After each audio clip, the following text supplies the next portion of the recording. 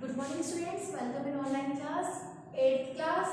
आज हम एसएसटी में ज्योग्राफी का चैप्टर 5 उद्योग, इसमें उद्योग का अध्ययन करेंगे। इसके पहले वाली क्लास में, इसके पहले वाले चैप्टर में हमने चैप्टर 4 कृषि के बारे में पढ़ा था। ठीक है, अब उद्योग क्या है, क्योंकि उद्योग हमारी जीवन का एक अभिन्न अंग है। क्योंकि जो उद्योग के द्वारा या जो फैक्ट्रियों में जो वस्तु बनती है, जिनका प्रतिदिन हम अपने जीवन में इस्तेमाल करते हैं, वो सभी वस्तुएं क्या है, एक औद्योगिकरण या एक उद्योग के कारण बनकर हम लोगों के सामने प्रकट होती है। ठीक है, कि क्या आपने ये कभी विचार किया है कि आप जो लिखने की जो पुस्तक है या आपकी जो किताब है, ये सब कहाँ से आई है या कैसे आप लोगों तक पहुंची है? तो वहां से पेड़ों के कटने से, पेड़ों से पेपर बनने से लेके और एक किताब बनने तक उसको कितनी प्रक्रियाओं से होकर गुजरना पड़ा है, तो वो सभी क्या है, एक उद्योग की ही एक प्रक्रिया होती है। तो आप इस्तेमाल में लाते हैं, ये विनिर्माण की लंबी प्रक्रिया के बाद आप तक पहुंचती है कि इसको विनिर्माण, इसको निर्माण करने की प्रक्रिया को, जो एक बहुत लंबी प्रक्रिया है, उससे होकर गुजरकर ये आप तक पहुंचती है। इसके जीवन की शुरुआत तो वृक्ष से होती है। जैसे कि आपकी एक बुक, ये किताब है, अब इस किताब का एक एक पन्ना है, ये एक एक पेज जो है, ये पेज जो है, ये पेज पेड़ों के कटने से पेपर बनाया गया। फिर उस पेपर को एक रफ पेपर था, उसको अच्छे से पेपर बनाया गया। उसके बाद में उसको छपाई का काम किया गया, उसको बुक किताबों की संरचना में उसको लाया गया, उसके ऊपर कवर किया गया। तो वो सभी प्रक्रियाओं के बाद में जब वो किताब आप तक पहुंचती है, उसे काटा जाता है, फिर उसे लकड़ी मिल से तक ले आया जाता है। वहां वृक्षों की लकड़ी को संसर्जित काट लुगदी में परिवर्तित किया जाता है कि पेड़ को काट कर उसे लुगदी की फैक्ट्रियों में भेजा जाता है, जहां से लुगदी को पेपर में बदला जाता है। फिर वही पेपर आगे जाके रासायनिक द्रव्यों के साथ में मिलाया जाता है और बाद में मशीनों के द्वारा कागज के रूप में परिवर्तित किया जाता है।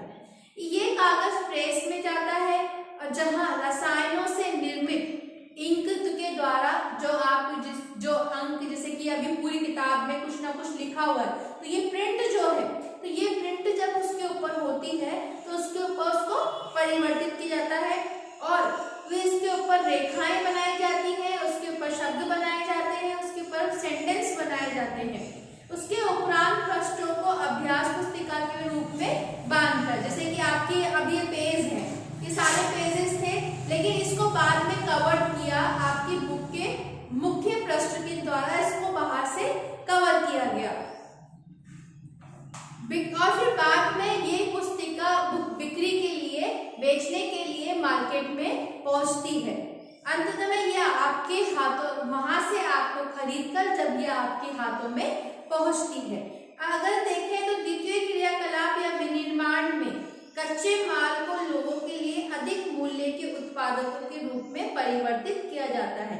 कि जैसे कि विनिर्माण की क्या प्रक्रिया होती है, कि विनिर्माण की वो प्रक्रिया होती है जिसमें कच्चे माल जो होता है, जो प्रकृति के द्वारा हम लोगों को मिलता है, उस कच्चे माल को परिवर्तित करके, उसके मूल्य को निर्धारित करके फिर लोगों तक जो पहुंचाया जाता है, उसे विनिर्माण कहा जाता है। जैसे कि आपने देखा कि एक पेड़ के कटने से लुगदी को उसमें कन्वर्ट करने के बाद में जो पेपर का निर्माण किया जाता है, फिर वही पेपर आगे जाके अनेक प्रक्रियाओं से होकर गुजरकर एक पुस्तक का रूप लेता है, जो फिर आपको उस पुस्तक को पढ़ने में आपको सहयोग होती है। ये विनिर्माण प्रक्रिया 2 चरणों से प्रदर्शित करते हैं। उद्योग का संबंध आर्थिक गतिविधि से है, कि जो हम उद्योग होता है, कि बेसिकली उद्योग क्या है, कि उद्योग एक हमारी आर्थिक गतिविधि है, क्योंकि इसके द्वारा हमें आर्थिक रूप से सहयोग प्राप्त होता है और हमें इनके द्वारा हमारी जितनी भी समस्त आवश्यकताएं जिन वस्तुओं से जुड़ी हुई हैं, वो भी इन उद्योग के द्वारा पूरी की जाती है।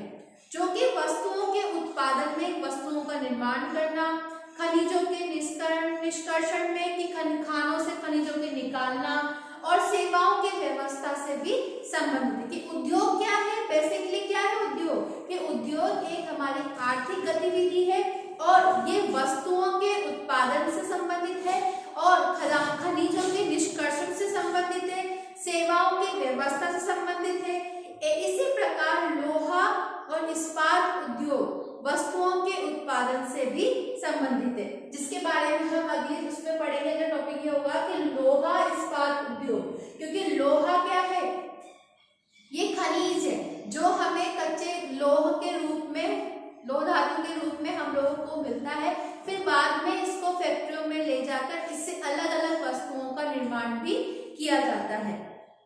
कोयला खान से उद्योग कोयले की धरती से निकालने से संबंधित है तथा पर्यटन सेवा देने से संबंधित उद्योग भी है कि हमारे यहाँ पे उद्योग अलग, जैसे कि लोहा से लोहा बनाने का उद्योग होता है, कोयले की खानों से कोयला निकालने का उद्योग है, या फिर बाहर से विदेशी लोग हमारे यहाँ पे घूमने आते हैं तो उस पर्यटन को संबंधित भी एक उद्योग यहाँ पे बनाया गया है। आपकी बुक में उद्योगों का वर्गीकरण, कि उद्योगों का वर्गीकरण हम किस प्रकार से करते हैं, कि कच्चे माल क्या, कच्चे उद्योगों का कि कैसे कच्चा माल आता है, उसका आकार क्या होता है, फिर उसको स्वामित्व के किस तरह से उसको बांटा।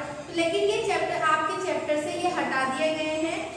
आपको आपके चैप्टर में सिर्फ अब ये है कि लोहा इस्पात उद्योग प्रमुख उद्योगों का वर्गीकरण कैसे होता है, कि भारत में हमारे यहाँ पर कितने उद्योग हैं जो आज भी कार्य कर रहे हैं या जो हमारे दैनिक जीवन से जुड़े हुए हैं। कि विश्व के प्रमुख उद्योगों में जैसे कि लोहा इस्पात उद्योग, सूती वस्त्र उद्योग, सूचना प्रौद्योगिकी उद्योग, कि यहाँ पे लोहा इस्पात उद्योग है, सूती वस्त्र उद्योग है और प्रौद्योगिकी, सूचना प्रौद्योगिकी उद्योग भी है।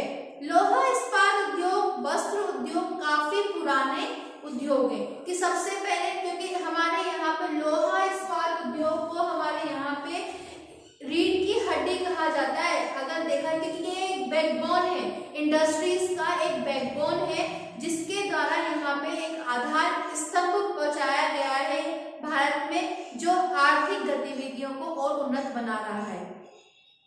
जबकि सूचना प्रौद्योगिकी उद्योग जो है ये एक नया और आधुनिक उभरता हुआ उद्योग है, जिसने अभी नए में ही इसने बहुत अच्छा विकास किया है।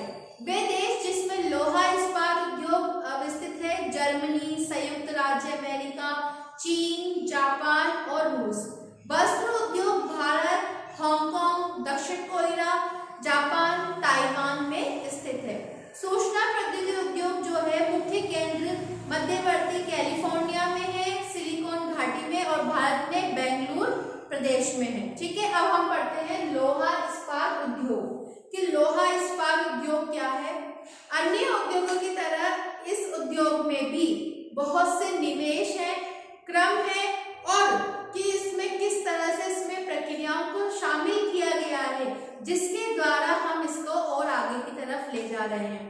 ये एक पोषक उद्योग है जिसके उत्पादन और उद्योगों के लिए कच्चे माल के रूप में प्रयुक्त होते हैं, कि ये भी एक अन्य उद्योगों की तरह ही हमें कच्चे माल के रूप में उपलब्ध होते हैं। उद्योगों के लिए निवेश में श्रम, पूंजी, स्थान और अन्य अवसंरचना के साथ साथ लौह अयस्क, कोयला और चूना पत्थर कच्चे माल के रूप में हमें आवश्यक होते हैं। अगर किसी भी इंडस्ट्रीज को या उद्योग को चलाने के लिए हमें किन किन वस्तुओं की आवश्यकता होती है, बेसिकली हमें जैसे कि पूंजी, मनी है, श्रम है, लेबर है, वहाँ के कैपिटल स्थान है, या फिर वहाँ के टेक्नोलॉजी तकनीकी, ये चीजें हमारे यहाँ पे उद्योग को आगे बढ़ाने में इनके लिए बहुत आवश्यक होती है। कि पूंजी होना, पूंजी के बिना आप उद्योग नहीं चला सकते। पूंजी है, फिर आपके पास अगर श्रम मजदूर नहीं है तो आप उद्योग नहीं चला सकते। आपके पास स्थान नहीं है तो आप उद्योग नहीं चला सकते। अगर आपके पास में तकनीक नहीं है तो भी आप उद्योग नहीं चला सकते। इसीलिए हमें इन सभी वस्तुओं की हमें उद्योगों को चलाने में आवश्यकता होती है। लौह अयस्क से इस्पात निर्माण की प्रक्रिया में कई चरण शामिल हैं।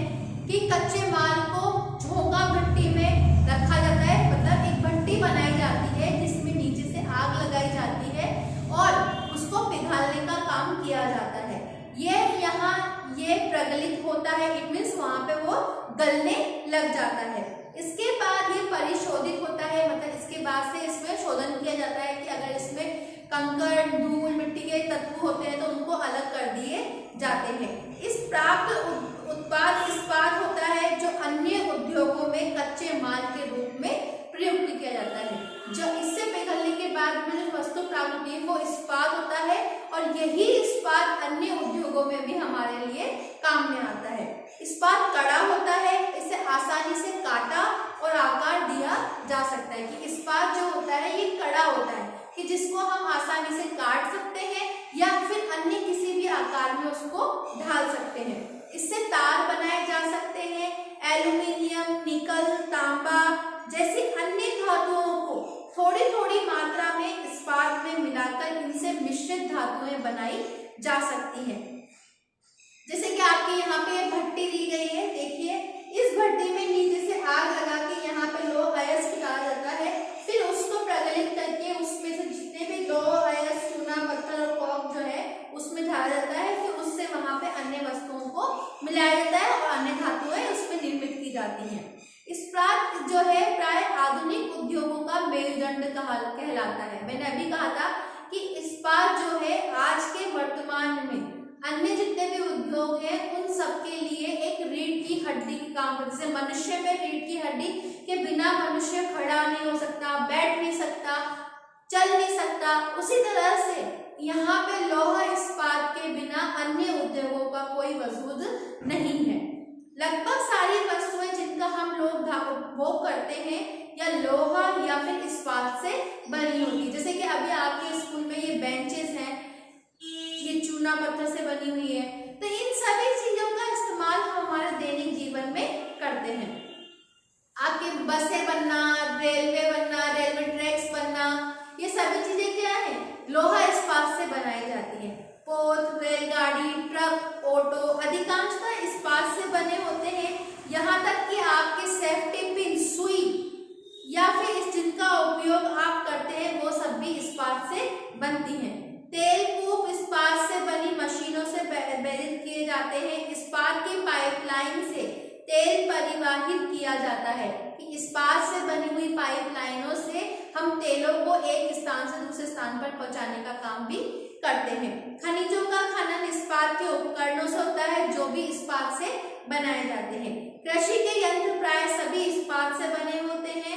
विशाल भवनों का निर्माण करना जिसमें हम सरिये वगैरह यूज करते हैं वो सब भी इस्पात से बने होते हैं। 1800 ईस्वी पूर्व इस्पात जो था उद्योग एक वहां स्थित थे जहां पर कच्चा माल, पानी, विद्युत आपूर्ति आसानी से उपलब्ध हो सके, क्योंकि उस एरिया में क्योंकि वहां पे उनको पानी की भी व्यवस्था होनी चाहिए थी, लाइट की व्यवस्था होनी चाहिए थी और मजदूर भी आसानी से मिल जाए, ऐसी व्यवस्था होनी चाहिए थी। ये उस समय ऐसी जगहों पर ही इन उद्योगों को लगाया गया था। बाद में उद्योगों के लिए आदर्श स्थिति कोयले क्षेत्र के समीप, नहरों और रेलवे के निकट थी। बाद में धीरे धीरे अब उनकी जैसे जैसे आवश्यकताएं बढ़ती गई उसी के अनुसार, जैसे कि ट्रैक कोयले को पहुंचाने के लिए रेलवे ट्रैक पास में होना चाहिए या फिर नदी नहरें पास में होनी चाहिए, तो ये सब चीजों को उनको आवश्यकता लगी, तो ये ऐसी जगह पे बाद में धीरे धीरे ये ऐसी जगहों पर स्थान पर उद्योग निर्मित किए जाने लगे। ऐसा इसलिए हुआ क्योंकि इस्पात निर्माण का कार्य इस समय तक बहुत विशाल हो गया था और लोह अयस्क विदेशों से आयात करना पड़ता था कि ऐसी जगहों पर ज्यादा होने लग गया था ताकि बाहर से भी हम इसको मंगा सके या फिर यहाँ से भी हम उसको बाहर की तरफ भेज सके। भारत में लोहा इस्पात उद्योग कच्चा माल, सस्ते श्रमिक परिवहन और संचार का लाभ लेते हुए विकसित हुए। सभी महत्वपूर्ण इस्पात जो थे कि केंद्र बिंदु जैसे कि भिलाई, दुर्गापुर, बर्नपुर, जमशेदपुर, राउरकेला, बोकारो एक ही प्रदेश में स्थित है जो 4 राज्यों में फैले हैं। वह 4 राज्य जैसे कि पश्चिम बंगाल, झारखंड, उड़ीसा एंड छत्तीसगढ़, भद्रावती विजयनगर कर्नाटका में, विशाखापट्टनम आंध्र प्रदेश में, सलेम तमिलनाडु में अन्य महत्वपूर्ण इस्पात के केंद्र हैं जो स्थानीय संसाधनों का उपयोग भी आज के समय में कर रहे हैं। अब इसमें आपको जमशेदपुर जो सबसे पहले वहां बनी थी, जिसका टिस्को नाम दिया गया था, वहां के बारे में बताया गया है। जमशेदपुर की 1947 से पूर्व भारत में केवल एक ही इस्पात का उद्योग कारखाना लगा था, Tata iron and steel company limited, जिसको टिस्को कहा जाता है। ये एक निजी स्वामित्व था, मतलब इसका एक खुद की प्राइवेट कंपनी के तौर पे लाई गई थी। स्वतंत्रता के पश्चात सरकार ने ये कार्य अपने हाथ में लिया और बहुत से लोहा इस्पात संयंत्र भी स्थापित किए। झारखंड में स्वर्ण रेखा और खरकई नदियों के संगम पर समीप साक्षी में सन 1907 में टिस्को की शुरुआत की गई थी। बाद में साक्षी का नाम बदलकर जमशेदपुर रख दिया गया। भौगोलिक रूप से जमशेदपुर देश में लोहा इस्पात केंद्र के रूप में सर्वाधिक सुविधाजनक स्थान पर स्थित है। साक्षी को कई कारणों से इस्पात संयंत्र स्थापित करने के लिए चुना गया है। ये स्थान बंगाल, नागपुर और रेल मार्गों से जुड़ा होने के कारण यहाँ पे इस्पात का औद्योगिकरण बहुत आसान तरीके से हो पाया है। यहाँ से मात्र 32 किलोमीटर की रेलवे लाइन है और ये स्थान लौह अयस्क, कोयला और मैग्नीज निक्षेपों के लिए भी बहुत ज्यादा प्रसिद्ध है। टिस्को को झरिया कोयला क्षेत्र से कोयला, उड़ीसा और छत्तीसगढ़ से लौह अयस्क, चूना पत्थर और डोमानाइट और मैग्नीज प्राप्त होता है। खरकई और स्वर्ण रेखा नदियों से प्राप्त जल की आपूर्ति होती है। सरकारी प्रोत्साहन से इसे और पूंजी उपलब्ध होती गई है। जमशेदपुर में टिस्को की स्थापना के बाद कई अन्य उद्योग भी लगाए गए, जिनमें से रासायनिक थे, इंजनों के पुर्जे बनाना, कृषि उपकरण बनाना, मशीनें बनाना, टिन की चादरें बनाना या फिर केबल बनाना या फिर तार के निर्माण करना, ये अन्य उद्योग भी यहाँ पे स्थापित किए गए। भारत में लोहा इस्पात उद्योग के विकास से औद्योगिक विकास में भी बहुत उन्नति हुई है और भारतीय उद्योग के लगभग सभी क्षेत्र अधिकांशतः अपने आधारभूत संरचना के लिए लौह इस्पात के उद्योग पर ही निर्भर है।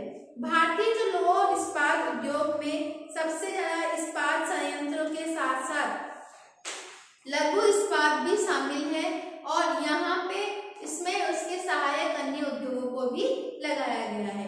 ये तो था जमशेदपुर भारत का। अब पढ़ेंगे पिट्सबर्ग, जो कि विश्व में है। ये संयुक्त राज्य अमेरिका का एक महत्वपूर्ण इस्पात नगर है। पिट्सबर्ग के इस्पात उद्योग को यहाँ की स्थानीय सुविधाएं भी उपलब्ध है, जैसे कि यहाँ पे पढ़ाया था भी इसकी जमशेदपुर में कि वहाँ पानी व्यवस्था हो, लाइट व्यवस्था हो, ट्रेन की व्यवस्था हो, समुद्र के या नदियों के पास, ताकि वहां पे नदी के द्वारा भी वहां पे वस्तुओं को पहुंचाया जा सके। कच्चा माल जैसे कि कोयला पिट्सबर्ग में उपलब्ध है, जबकि लौह अयस्क मिनेसोटा की लोहे की खानों से प्राप्त होता है, जो कि पिट्सबर्ग से लगभग 1500 किलोमीटर दूर है। इन खानों और पिट्सबर्ग के बीच नौ परिवहन की सर्वोत्तम माध्यम, नौ परिवहन मतलब कि नावों से जाने आने की व्यवस्था भी उत्तम में है और ग्रेट लेक्स जलमार्ग यहाँ पे बहुत अच्छे हैं। ये अयस्क सस्ता मार्ग है और ये ओइया, मोनोगेला, एग्नी नदियों से इनको जल भी पर्याप्त मात्रा में मिलता है। आज पिट्सबर्ग में बहुत कम बड़ी इस्पात मिल है। ये मिल पिट्सबर्ग के ऊपर मोनोगेला, एग्नी नदी की घाटियों में और पिट्सबर्ग के नीचे ओहिया नदी के सहारे भी स्थित है। पिट्सबर्ग क्षेत्र में इस्पात मिलों के अतिरिक्त कई अन्य कारखाने भी हैं।